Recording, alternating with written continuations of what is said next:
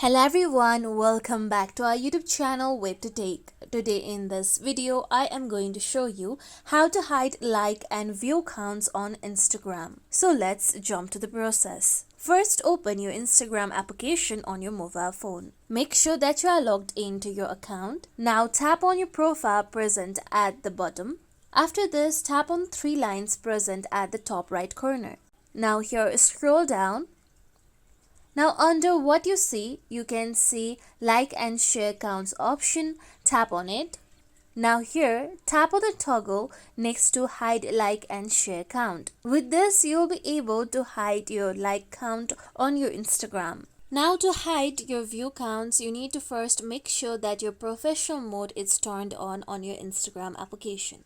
After this, tap on business tools and controls under for professionals option. Now here, tap on view counts on profile. Then tap on the toggle next to hide view counts. With this, now you'll be able to hide your view counts on your Instagram from other people. And this is how we can easily hide like and view counts on Instagram. Thank you for watching everyone. If you like this tutorial, please like, comment and share. And don't forget to subscribe to our channel for more tutorials.